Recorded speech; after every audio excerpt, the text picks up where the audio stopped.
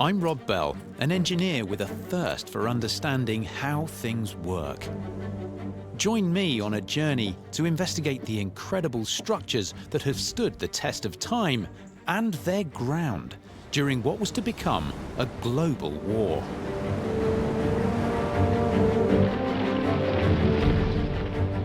"1940, following the fall of France and the devastating defeat at Dunkirk, Britain stood alone against the onslaught of the unstoppable Nazi menace.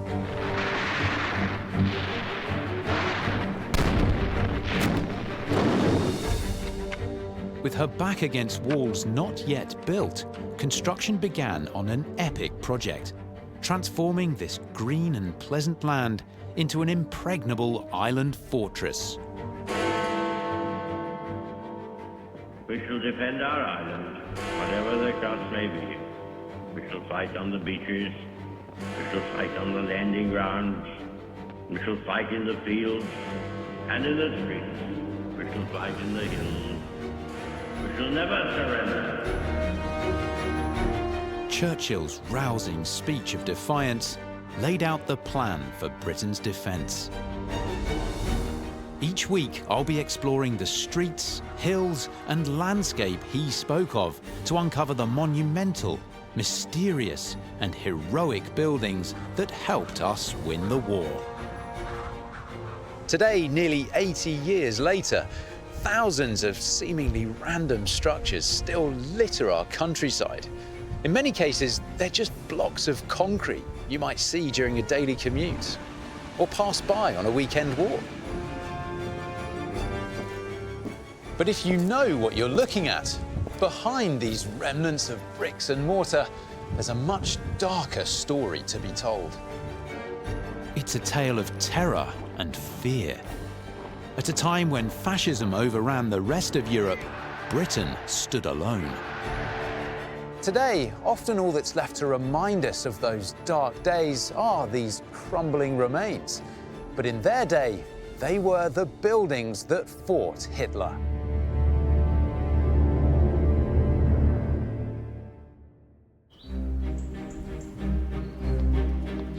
By 1942, the major threat of invasion had receded. Britain hunkered down for what must have felt something like a medieval siege. 3 years into the fight, and with no European allies left, we were surrounded on all sides by Hitler's mighty war machine. To survive and fight on, Britain needed to become self-sufficient, build up our industries, rebuild and rearm. And increasingly dependent on the harassed and frequently sunk shipping supply convoys from America, all efforts were made to maximize every inch of land to ensure the country didn't starve. To maintain morale and hopefully stand a chance of surviving, every available farm field, factory and building now needed to be used to take the fight to Hitler and keep Britain's home fires burning.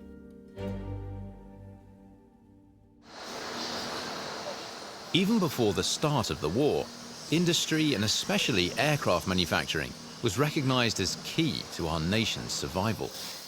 So as war looked increasingly likely, the government needed to start to increase aircraft production. So shadow factories were started by approaching Rover car company that was then turned over to making parts for aeroplanes. As early as 1935, shadow factories were being built. Initially, they were secondary sites, simply existing as manufacturing centres capable of transferring the technology used in the motor industry to aircraft assembly. But after the outbreak of war, the hope was they could become buildings capable of maintaining production and supply, even if substantial bombing disabled our vital machine plants.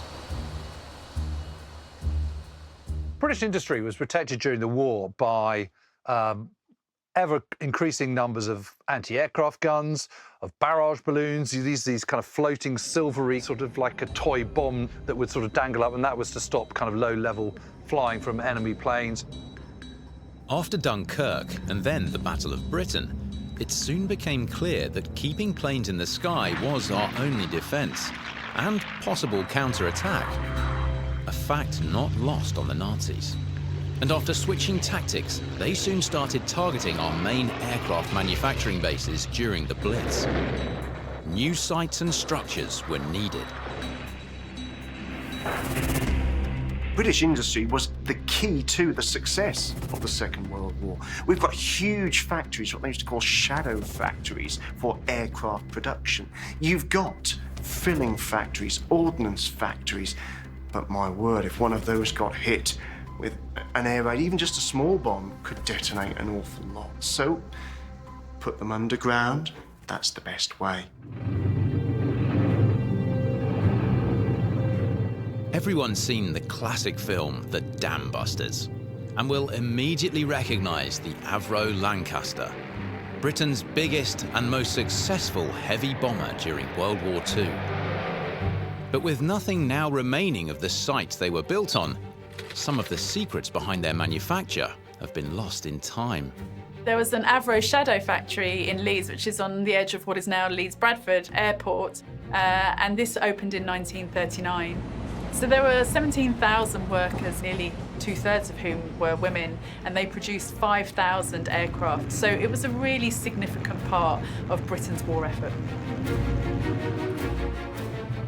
Today, it's a nondescript industrial estate. But 80 years ago, this massive 34-acre site needed a creative camouflage approach to stop it being spotted by any Nazi eyes in the sky.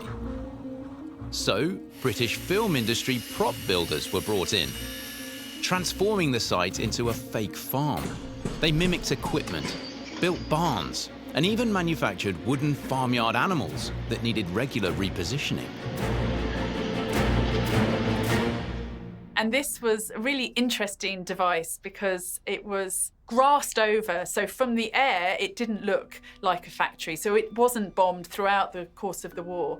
And in addition to fields, they also planted hedgerows. And there was even some water there. So it looked like a duck pond from above. Despite playing such a significant role, nothing now remains of this former vast site. Unlike one of the most ambitious shadow factories ever built in Britain, underground.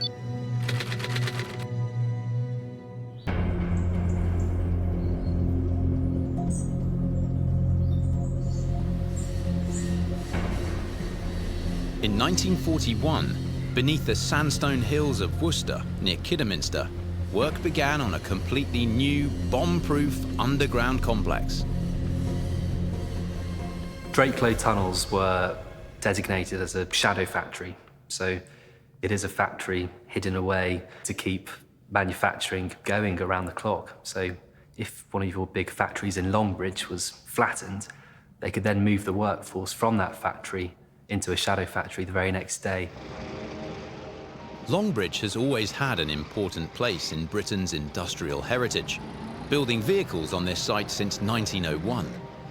And after the outbreak of war, its steel plant and pressing facility, not to mention its skilled workers, were rapidly repurposed into aircraft production, underground. I think one of the most natural defences for Drakelow is the fact that it's out in the countryside in the middle of nowhere. Got about 160 foot of sandstone above you as well, so it was a bit of a natural defence against bombs also. 15 miles from the Longbridge factory, the soft sandstone in Drakelow was a perfect place for engineers to tunnel into and create an enormous new shadow complex. As soon as the workers had cleared all of the fields away, they could then actually start blasting the rock out with dynamite into the hillside. And as soon as they made a big enough opening to get workers inside, they would then chisel away at the rock. So you can see in some areas on the sandstone walls, there's lots of these little chisel marks. 3.5 miles of tunnels covering a floor space of over 285,000 square feet were constructed in a mere 23 months. An incredible feat of engineering. We're currently inside Tunnel 4, one of 4 main tunnels inside Drakelow. They all run parallel with one another. You've got lots of the interconnecting tunnels and the two main tunnels in between 1 and 4, which were mainly used for manufacturing aircraft components. Providing more than just the services of a mere backup factory, by May 1943, Drakelow was at full production, producing vital parts for the planes the RAF needed to fight back and turn the tide of the war. A lot of the aircraft components that Drakelow made went inside RAF fighters such as the light Blenheim bomber and also the Sunderland flying boat, a key part in tackling all the U-boats which were sinking all of our supply ships coming over from America. They were key to the war effort.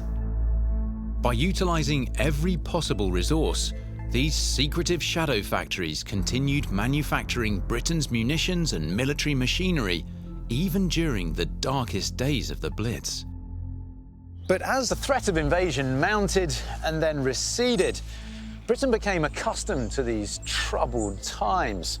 And the defences, the buildings, and even the people that were fighting Hitler changed from being purely military to civilian. And voluntary efforts increased.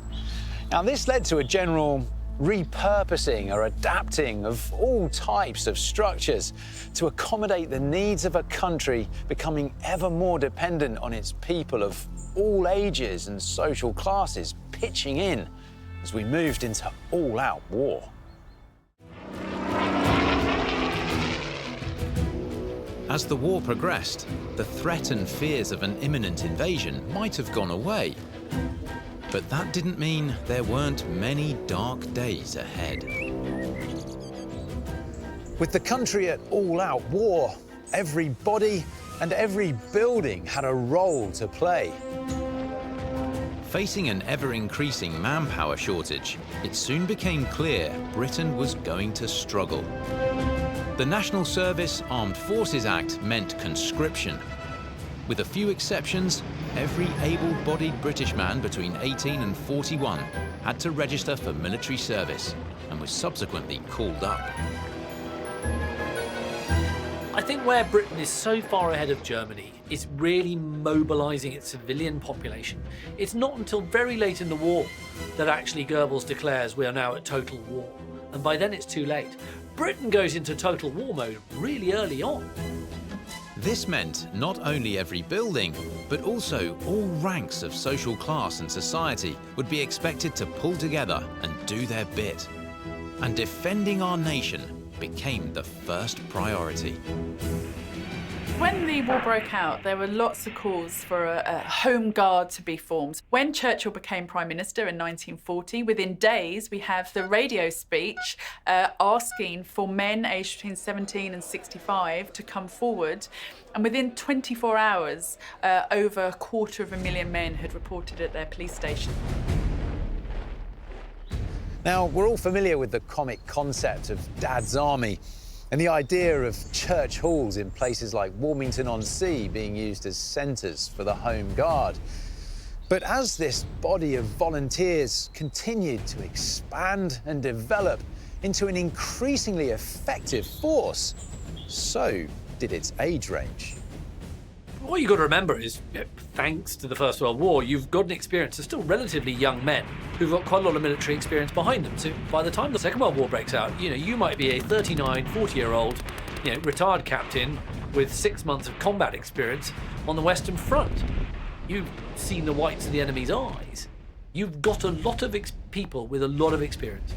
Besides the relatively recent Great War veterans, Boer War soldiers from the last century were also brought in. But the Home Guard also provided an exciting opportunity for a whole new generation. Despite the war, boys were still at school, and the Home Guard gave them the chance to play at soldiers before being called up. Teenage boys who were brought up on schoolboy comics and magazines and hearing maybe tales from uncles and fathers about First World War experience were really keen to have some kind of combat experience. And the Home Guard was the opportunity for them to don uniform, to be able to hopefully get their hands on a weapon and to participate in military games. And so many teenage boys volunteered to work in the Home Guard and then would have received their call-up papers when they turned 18 or 19. You've also got young men at public schools like Wellington who are part of the Home Guard. These are young men who are going to end up fighting the war overseas. They're going to end up in the Far East. They're going to end up invading Germany. So they're cutting their teeth in the Home Guard.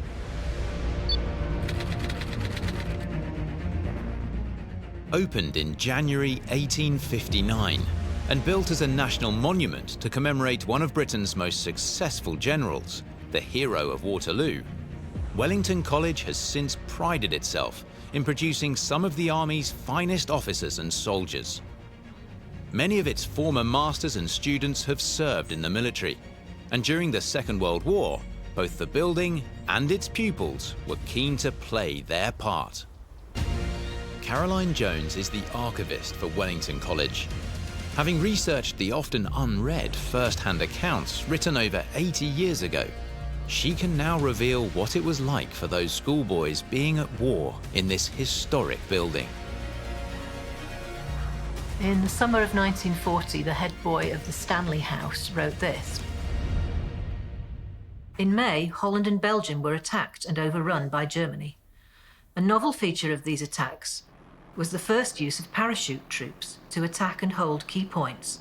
As a result, College was called upon to dig a trench across the Derby Field, which was one of their sports pitches, to stop aeroplanes landing and to patrol the grounds from dusk to dawn, and to man the Blucher Tower as an observation post. In order to perform these last two functions, the local defence volunteers were formed. Incredible as it now sounds, these young boys were being charged with a serious job. The college was on the flight path for the German aircraft bombing London during the Blitz. The knowledgeable and experienced masters trained the boys in enemy aircraft recognition and how to report their positioning and numbers, as well as preparing them to deal with any potential invasion threats. As soon as the war actually started, a unit was formed here with masters in charge and boys making up the patrols. And their job really was to prepare for a possible invasion, to patrol looking for any air attack and possible parachutists, and to be prepared to report that and, if necessary, to repel invaders. It's quite amazing that they thought students might actually be in the position of having to repel German parachutists. But under its charismatic headmaster, Bobby Longdon, this was a school that had seen war coming. Plans had been put in place not only to utilise the existing buildings, but to also create new structures to protect its pupils. He had arrived at the school in 1937 at the age of 34. He was young, he was handsome, he was energetic, he was charming, and the boys loved him. It's amazing to realise how early the possible need for air raid shelters was realised. And so in 1938, he was already feeling that it was important for the school to have its own air raid shelters in case of a war. Wellington's incredible archive reveals a rare insight into how the masters' preemptive plans were put into place. This map shows where the air raid shelters were built. They're each marked by the crosses here, and the letters next to each one show which dormitory or house it was for. In the college yearbook from 1938, we have a description of exactly how the shelters were constructed. The boys dig a rectangular hole 40 feet long by 16 feet wide and 7 feet deep. College workmen trim the sides of the hole and pour in concrete, set up girders, and form the sides and roof. Boys now cover up the shelters with rubble and earth to a depth of 30 inches. When war was finally declared and the Germans began bombing Britain, the school was thankful for its foresight, especially when the air raid sirens were sounded. We've got some very vivid descriptions of what it was like going down into the shelters. The bunks were made of rough wood, and each boy was given a lilo to sleep on, but apparently the splinters punctured the lilos quite a lot. So the trick was not to be the last one there, because you would always find that your lilo had a slow puncture. But despite all their building precautions, on the 8th of October 1940, the reality of war came home to Wellington.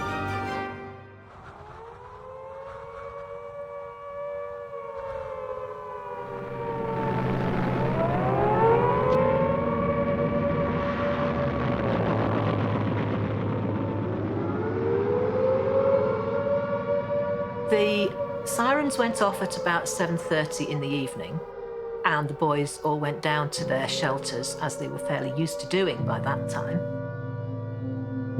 And around between 8 and 9, a bomber did come over and dropped 3 or 4 bombs.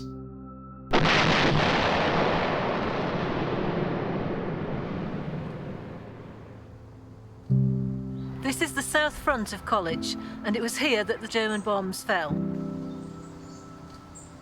One landed just about where we are now, and you can still see shrapnel damage on the outside of the library building over there.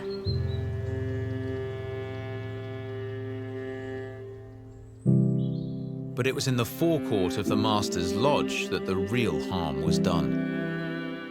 Rushing out to check on the status of the boys, one of the raid's high-explosive bombs detonated, just feet in front of Master Bobby Longdon, killing him instantly. When students and teachers first arrived on the scene to assess the damage, they found that the Master's car had been blown into the branches of a nearby tree, and both car and tree were on fire. They were so busy putting that out that they didn't initially realise that the Master had been killed.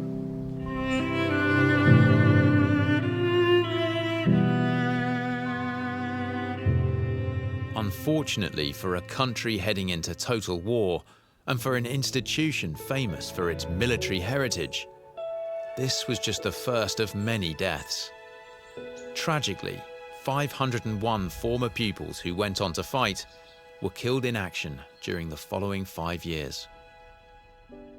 After the war, it was felt that there should be a lasting memorial to the old Wellingtonians who had died. And so it was decided to transform a large hall in the middle of College into a boys' reading room. And on the walls, on parchment panels, the names of all the old Wellingtonians killed in the First and Second World Wars. But the panels had hinged doors which could cover them, because it was felt that it would be too depressing and miserable for the boys in there to have to look all the time at the lists of their dead comrades.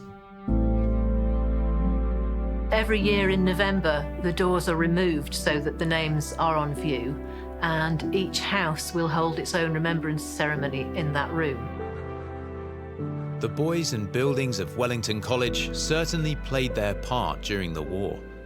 And up and down the country, other grand structures would also be called on to make sacrifices too. But with the country now practically under siege, food shortages were the real issue.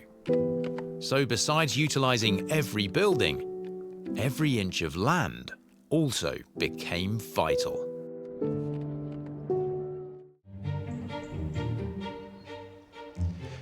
Whilst women were working in the factories, and everyone from pensioners to pupils were taking on roles to help both civil defence and the wider war effort, seemingly spare buildings all had a part to play. In a total war, every resource has to be mobilised, whether that's children salvaging items or sporting venues that are repurposed. So Wimbledon tennis courts became a billeting ground, Arsenal's ground at Highbury became allotments, Kennington Oval was turned into a prisoner of war camp. So every resource, whether it was human, manpower, or a facility, had to be working for the war effort. With a constant need for new billets, civilian buildings turned into temporary troop accommodation, as well as training centres. Even the wealthiest and most privileged were expected to make substantial sacrifices. if you had a reasonably big, stately pile in the countryside, the bad news for you was that you were going to help the war effort whether you liked it or not, because your lovely mansion and its 2,000 acres of parkland was going to be requisitioned to form some unit, either military or secret decoding or whatever it was. It was going to be, requisitioned, and all your lovely rugs and carpets and furniture was going to be chucked somewhere else, and linoleum be put on the floors, and your ballroom be turned into a canteen. If you were lucky, your home became a hospital or an evacuated girls' school, or sometimes something more clandestine. Beaulieu, for example, was the finishing school for personnel that were training to be infiltrated, often by parachute, into enemy-occupied Europe to work with the resistance. The work done at some of these stately homes brought them lasting fame. Code breaking in Britain will now forever be linked to Bletchley Park. And the Allied invasion of France was all done from the map room in Southwark House. But it wasn't just buildings that were requisitioned. Short of supplies and desperate for food, every inch of available land was needed for farming. But with most of the men away fighting, new resources were required. Throughout the 1930s, Britain had drawn on the extensive resources of her empire. The world's largest merchant navy imported food and goods from every corner of the globe. Shops and stores were full of luxurious items, and farming had become a non-essential industry. But the war changed everything. As Nazi U-boats sank our ships in the Atlantic and supply lines became increasingly strained, it soon became clear the country was going to face acute shortages of even the most basic goods. You've got to remember, in the 30s, there had been a huge agricultural slump in Britain because we were importing a load of cheap cereals from Canada. And so if you wanted to set up a farm in the 1930s, you'd be laughed at. You were never going to make any money. So actually, suddenly this whole idea of we're not importing cheap grain from Canada because they're going to be German submarines torpedoing those boats, we've got to start growing this stuff again ourselves.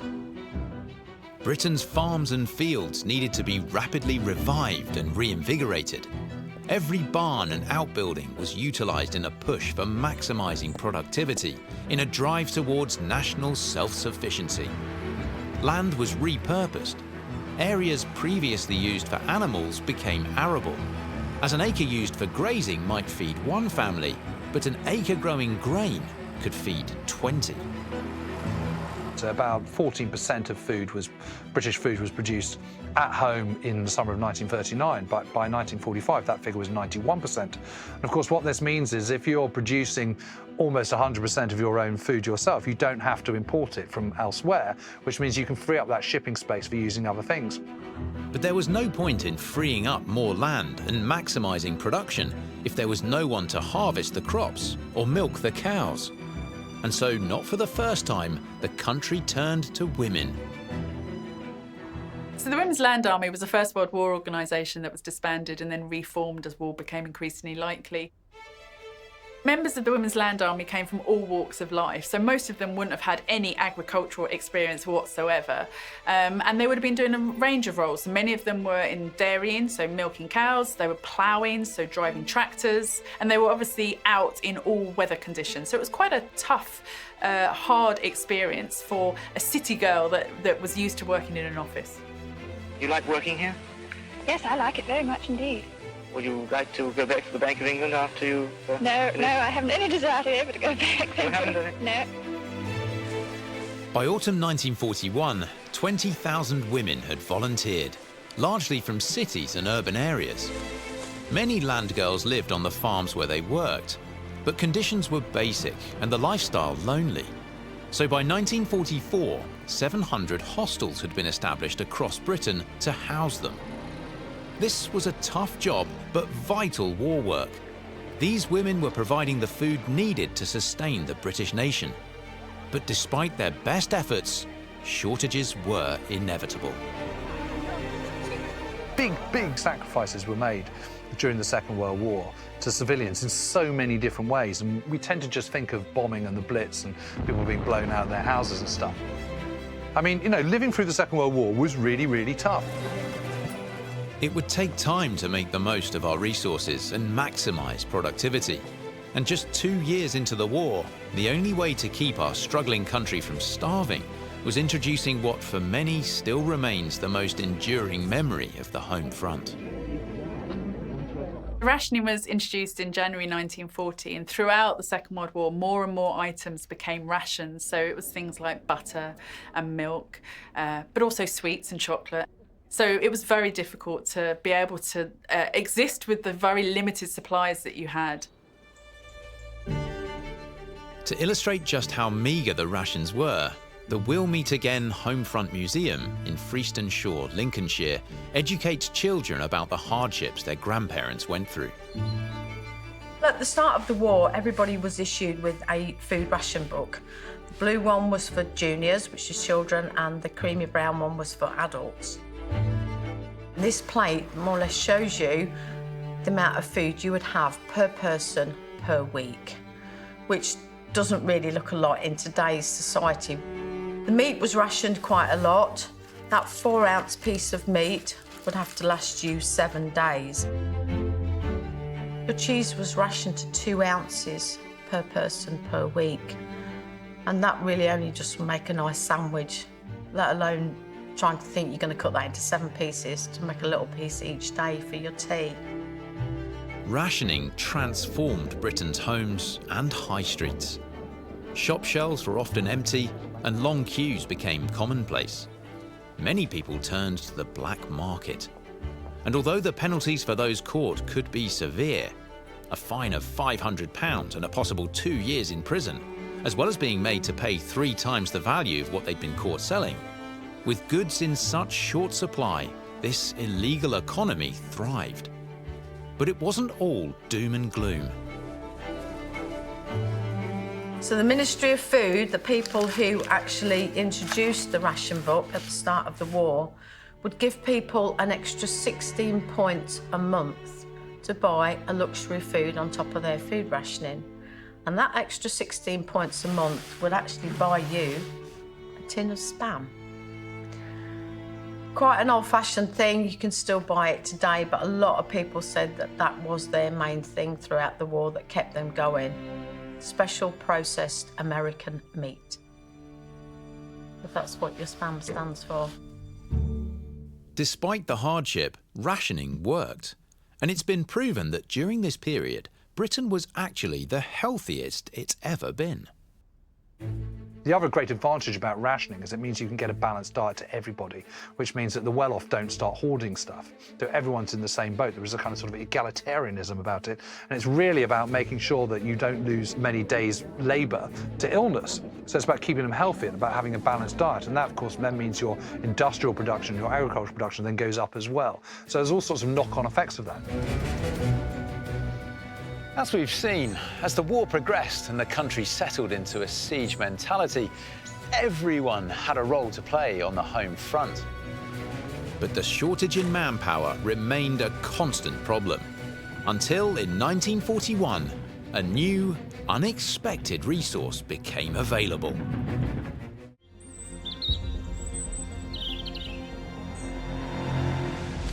Throughout 1940 and 41, Britain and her buildings had suffered. There'd been the Blitz, bombings, requisitions and rationing.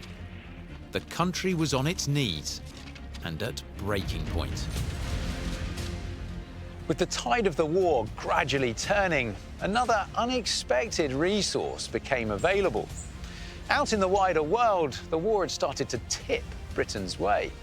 And with Hitler invading Russia, any lingering threat of an invasion on these shores disappeared. And so Britain took the fight to the enemy, most notably in North Africa. During the Western Desert Campaign, Field Marshal Montgomery took on the Italians and Germans. And with the number of successes mounting, so were the prisoners of war, which begged the questions: where to house them, how to house them, and could we put them to work? One of the side effects of fighting wars is that you take prisoners, because actually we're civilised people, we don't shoot them. And so what you have in Britain are prisoners of war camps. There is a whole culture of German and Italian prisoners of war all over the British Isles. And it's a kind of almost a forgotten part of the war. But a lot of these guys worked on the land because under the Geneva Convention, you could make them work. You can make them work on the land, you can make them work down mines. In the early years of the war, there were few POWs, mainly German pilots or naval personnel. But as our successes increased, so did the number of prisoners. A large number of POWs were kept in Britain. I mean, an even larger number were shipped over to Canada and the United States as the war progressed. But certainly to start off with, and particularly Italians, because there was Italians that were captured in large number in late 1940, beginning of 1941 in North Africa. Most of those was kind of shipped over to Britain. By the end of the war, over 1,500 POW detention centres had been created across the country. At their peak, housing over 500,000 captured German and Italian troops. Most of these former prisoner of war camps now lie hidden beneath shopping centres, car parks and decades of overgrown shrubbery, burying a fascinating facet of a very different type of building, vital to winning the war. Today, only 12 prisoner of war camps survive, and the best preserved is Eden Camp in North Yorkshire, now a museum of modern history.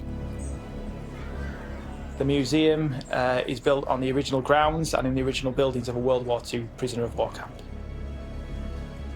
The camp was constructed in 1942 by 250 Italian prisoners of war. They were marched up through the town of Malton from the train station. And obviously, for a lot of people, it was the first time they were seeing the enemy. The huts are built of a standardised design. They're all 18 foot 6 wide, using nashcrete, which is basically a concrete steel reinforced frame, and the nashcrete panels would just slide into the frame. Originally, the camp covered 8 acres. There were around 45 huts in total. Some of them would have been barrack huts, others apportioned to the British Guards and things like that. So at capacity, it could hold around 1,200 prisoners. Around 70 people per hut. After being built, the prisoners settled down into the monotonous routine of prison life. Every morning and every evening there would be a roll call where the prisoners would be counted before they went off to the farms and then after they got back in again. There would be roles on site, administration, that sort of thing. Prisoners had their own cookhouse, they had their own shop and things like that. Each camp would have had their own money, and the prisoners would earn a meagre wage, and that money that they earned, which was specific to each camp, could be spent on site. But with a captive and capable resource of young, fit and often rurally experienced men, it didn't take long for the authorities to see that POWs presented an easy way of alleviating labour shortages. There were over 550,000 prisoners of war that were on mainland Britain. Over 150,000 of those were based in agriculture, so it's Germans, Italians and Ukrainians. And by 1946, they actually comprised a fifth of the agricultural workforce. So they were hugely significant in Britain's attempt to be self-sufficient and to the dig for victory. The prisoner at Eden Camp would have worn yellow diamonds on the backs and on the trousers as well. Each prison camp tended to have a sort of a different insignia on the back of the prisoners. It could be circles, it could be red circles, tartan squares, whatever. It's just basically what material was available. But that was a way, especially when they're out of camp, out working on the farms, it was a good way of them being identified by the local population. It was a relationship that worked both ways with the local communities, and many strong bonds were formed. Before being soldiers, a lot of the prisoners were craftsmen. They had lots of talented people here, so a lot of the prisoners would make objects. They would make toys for the children that they'd befriended on local farms, and they would make items to trade as well, more useful items like slippers and baskets, things like that. Inevitably, the developing relationships between prisoners and the local population often went deeper. You also have quite a complicated kind of interface between these people, because you've got local women falling in love with attractive young German squaddies working in fields. And of course, you know, that happened. And it's kind of one of those great unsaids, because it obviously doesn't reflect well, you know, on anybody who's having an affair with an enemy troop. So I think that the whole legacy of that is kind of underexplored, but you see it in the fact that you've got an enormous amount of Italians near Edinburgh, and you've got amazing ice cream in Edinburgh from Italians. Why? Because of the prisoners of war. The treatment of German and Italian POWs in Britain seemed to be, on the whole, good. But obviously we'd had our own reasons for keeping them on side. Britain was in a much better position than Germany was, in that it was able to supply these prisoners with greater food, which meant they were more productive. You know, they kept healthy, which means they could be used on the land or in factories or whatever. So actually they became a kind of, you know, a third workforce that was really quite useful. Perhaps as a testimony to their good treatment, 25,000 German POWs chose to stay in Britain, possibly preferring to remain in a country where they'd made a new life, rather than return to a war-ravaged and divided Germany. Unfortunately, there are no statistics for Italians who stayed, as their status changed in 1943 from prisoners of war to cooperators when Italy surrendered. No escapes, simply because it was, from what we've heard, it was a fairly happy place. There was maybe a bit of bother every now and again with a prisoner who'd popped out on a weekend to see his girlfriend and was maybe coming back late. But I think from the records we have, that happened with the guards also as well. When you hear the differences between the Italians and the German prisoners of war, and the Italians are sort of, I mean, it's, one hesitates to use national stereotypes, but they do cut more of the bella figura, I think you could say. And I think that the Italians were pretty well liked by local populations. But then again, you know, there are plenty of stories of local Germans working on the land who were quite well liked, and, you know, your average Fritz wasn't too bad.